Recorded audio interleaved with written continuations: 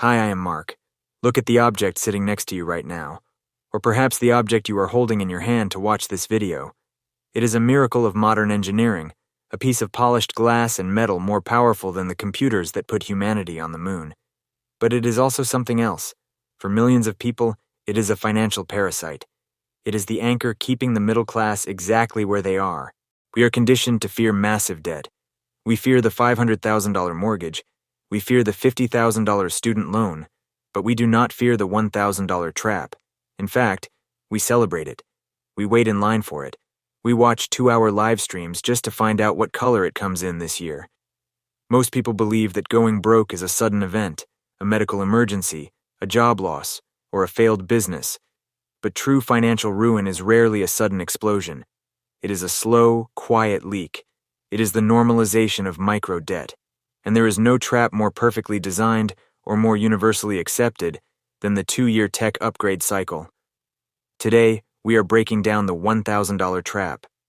We are going to expose the psychological warfare used by the most valuable companies on Earth to keep you trapped in a perpetual cycle of hardware subscriptions. We will look at the brutal mathematics of carrier financing, trade-in illusions, and the true cost of a $40 monthly payment. We will show you exactly how buying a new phone every 2 years is mathematically robbing you of hundreds of thousands of dollars in your retirement. And finally, we will give you the exact blueprint to break the spell, to reclaim your capital, and to stop financing your ego so you can finally start financing your freedom. If you are currently paying off a smartphone, or if you feel the urge to upgrade because your battery is dying, listen to every single word of this video. Chapter 1. The Illusion of the Monthly Payment. To understand how the trap works, we have to understand how the trap was built. 10 years ago, buying a phone was a simple transaction. You walked into a store, handed them $600, they handed you a box, and you owned the device. But the most profitable companies on Earth realized a fundamental truth about human psychology. People feel the pain of a $1,000 lump sum, but they feel absolutely nothing when you break that $1,000 into a $41.66 monthly payment. So, the industry pivoted. They stopped selling hardware and started selling financing. Let's look at a typical consumer. We will call him David. David is making $60,000 a year. He is trying to save money and knows he shouldn't spend $200 on the newest Pro model phone. But David walks into a Verizon or AT&T store. The salesperson doesn't talk about the $200 price tag or even mention the total cost. Instead, they point to a sign. Get the new Pro Max for just $33 a month when you trade in your old phone.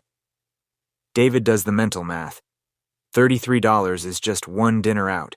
It's a few cups of premium coffee. He can easily afford $33 a month. So, David signs the contract, hands over his perfectly functional 2-year-old phone, and takes the shiny new box. David thinks he just got a massive discount.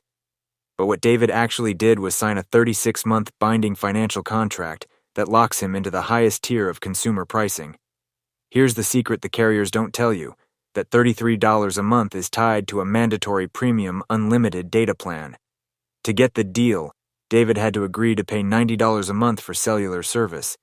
If David bought a phone outright, he could take it to a discount prepaid carrier like Mint Mobile or Visible and pay $25 a month for the exact same network. But because he financed the device, he is locked into the $90 plan for 3 full years. Let's do the real math on David's deal. He pays $33 a month for the phone and $90 a month for the service, plus taxes and fees. David is paying nearly $1,500 every single year just to keep a glass rectangle in his pocket. Over the 36-month contract, that cheap phone will cost him over $4,500. And the moment the 36 months are over, what does the carrier do? They send David an email. You are eligible for an upgrade. Trade in your old phone today and get the new one for just $33 a month. The cycle resets. The trap snaps shut again. David never actually owns his phone. He is simply renting it from a multi-billion-dollar corporation for the rest of his life. Chapter 2. The Trade-in Mirage. But what about the trade-in value? People defend the 2-year upgrade cycle by pointing to the trade-in credit. They say, I am getting $800 for my old phone. It's practically free. This is one of the most brilliant marketing illusions ever created. When a company offers you $800 for a 2-year-old phone, They are not giving you cash. They are giving you bill credits distributed slowly over 36 months. Why do they do this? Because they know that 70% of consumers will want to upgrade again before the 36 months are over. And when you upgrade early, you forfeit the remaining bill credits. You lose the money. Furthermore, the trade-in system forces you to constantly chase the depreciation curve. Let's say you buy a phone for $200. 2 years later, it is only worth $500 on the open market. You lost $700 in pure depreciation. To rescue that $500, you trade it into Apple or your carrier. But they only accept the trade-in if you agree to buy another $200 phone. You are spending $200 to save $500. This is the equivalent of buying a new car every time your tires go bald, just because the dealership offered you a discount. You are constantly funding the steepest part of the depreciation curve. You are eating the largest loss every single time. Tech companies have successfully gamified consumer debt. They have made the act of going into debt feel like winning a prize. They use countdown timers, shiny new colors, and words like titanium and aerospace grade. But beneath the marketing, it is a mathematically devastating transaction. You are trading your future wealth for a slightly better camera. Chapter 3. The Psychology of the Pro Label. To break the $1,000 trap, we have to look at why we fall into it in the first place. Why do people who make $40,000 a year feel the absolute necessity to carry a $200 smartphone? It all comes down to 2 words: social signaling. A smartphone is no longer a communication device, it is a status symbol. When Apple or Samsung releases a new phone, they do not fundamentally change what the phone does. It still sends texts, opens Instagram, and makes calls. So how do they convince hundreds of millions of people to throw away perfectly good technology? They change the visual design. They add a third camera lens, move the notch on the screen, or introduce a color that was not available last year. These are not functional upgrades, they are social markers. They are designed specifically so that when you pull your phone out at a dinner table, everyone else knows instantly whether you have the new one or the old one. The tech industry preys on our deep, human fear of appearing obsolete, and they weaponize the word pro. If you look at the sales data, the pro models of smartphones almost always outsell the standard models. Why?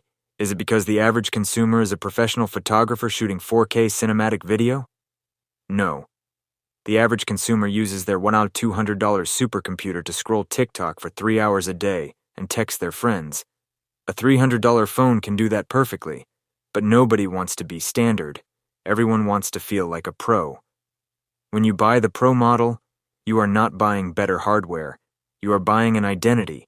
You are paying a $400 premium to tell yourself that you are productive, successful, and belong to the elite tier of consumers. But here is the brutal irony. True professionals and truly wealthy people do not care about the label on their phone. Warren Buffett famously used a $20 flip phone for years. The people who are actually building wealth view a phone as a utility, a hammer, or a wrench. The people who are staying broke view a phone as jewelry. And as long as you treat depreciating liabilities like jewelry, you will never escape the middle class. Chapter 4. The Opportunity Cost, the $100,000 iPhone. Now we reach the most important part of this video. If you only remember one concept from this script, let it be this. The true cost of a $200 phone is not $200. The true cost is what that $200 could have become. This is the principle of opportunity cost. Every dollar you spend on a depreciating asset is a dollar you have permanently stolen from your own future. Let's run the exact numbers. Let's look at Person A. Person A loves the 2-year upgrade cycle. Every 24 months, they spend $200 on the newest flagship phone. Over a 10-year period, they have bought 5 phones and spent $6,000. Now let's look at Person B. Person B buys a phone for $800, and instead of upgrading every 2 years, Person B keeps that phone for 5 years. Over that same 10-year period, Person B only buys 2 phones and spends $1,600. Person B saved $4,400. But Person B is smart. They don't just put that $4,400 under a mattress. Every time Person A spends $200 on a new phone, Person B takes that exact same $100 and puts it into an SP 500 index fund. They invest it in the top 500 companies in the United States. Let's project this habit over a standard working career of 30 years. Person A continues to upgrade their phone every 2 years, spending a total of $18,000 on glass and metal that eventually ends up in a landfill. Person B continues to keep their phones for 5 years and invest the difference into the market, getting an average historical return of 8 to 10%. At the end of those 30 years, Person A has a slightly newer iPhone. Person B has an investment portfolio worth over $130,000. Let that sink in. That is the $1,000 trap. You are not trading $200 for a phone. You are trading $130,000 of your future wealth for a slightly brighter screen and a new camera lens. You are sacrificing your financial freedom, your ability to retire early, and your ability to weather a financial storm just to avoid the slight inconvenience of a degrading battery. When you look at the math, the 2-year upgrade cycle isn't just a bad deal. It is financial self-destruction. Chapter 5. The manufactured expiration date. But the tech companies will tell you, you have to upgrade. The old phone gets too slow. This brings us to the dark reality of planned obsolescence. Tech companies design these devices with a built-in expiration date. And the weakest link in every single smartphone is the lithium-ion battery. After 2 years of normal use, a battery loses about 20% of its capacity. The phone doesn't hold a charge as long, it might start shutting down randomly, and the operating system might even intentionally slow down the processor to prevent the dying battery from crashing the phone. The consumer feels this slowdown, gets frustrated, and says, "My phone is dying. I need a new one." So they walk into the store and spend $200. This is exactly what the manufacturer wants you to do. But here is the secret that saves you thousands. The brain of the phone, the processor and the memory, is perfectly fine. It is still a supercomputer. The only thing that is failing is a $15 chemical pouch glued to the back of the screen. Instead of spending $200 on a new device, you can simply walk into an official repair shop and ask for a battery replacement. Apple charges roughly $89 for a brand new, official battery. For $89, your 2-year-old phone is instantly restored to its original speed. The battery life is perfect again, and the processor stops throttling. It feels like a brand new device. You just bought yourself another 2 to 3 years of life for less than 10% of the cost of a new phone. But the industry doesn't want you to know that. They hide the battery health settings deep in the menus and make the phones incredibly difficult to open and repair yourself. Because if everyone simply replaced their battery for $89, the trillion-dollar hardware empire would collapse. Chapter 6. The Blueprint for Tech Independence. So how do you completely break free from the $1,000 trap? How do you reclaim your capital without living in the Stone Age? Here is the exact, step-by-step blueprint to achieve tech independence. Step 1. Break the carrier handcuffs. You must immediately stop financing your devices through your cellular provider.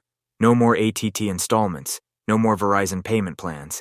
If you cannot afford to buy a phone in cash, you cannot afford the phone. Period. Step 2. Switch to an MVNO. Once your phone is paid off and unlocked, leave the major postpaid carriers. Move your service to an MVNO, mobile virtual network operator, like Mint Mobile, US Mobile, or Visible. These companies rent the exact same cell towers as the big 3 networks, so you get the exact same coverage. But instead of paying $90 a month, you will pay $20 or $30 a month. That single switch saves the average person over $700 every single year. Step 3. Buy 2 generations behind. When it is finally time to buy a phone, do not buy the newest flagship. The innovation curve in smartphones has completely flatlined. The difference between the iPhone 13 and the iPhone 16 is practically invisible to the average user. Buy a refurbished, unlocked phone that is 2 generations old. You can buy a pristine premium flagship from 2 years ago for $400 or $500 in cash. Let someone else eat the massive depreciation hit. Step 4. The 5-year rule. Once you buy that device, commit to holding it for a minimum of 4 to 5 years. Put a high-quality case on it and a glass screen protector. And at the 2.5-year mark, go spend the $80 to replace the battery. Step 5.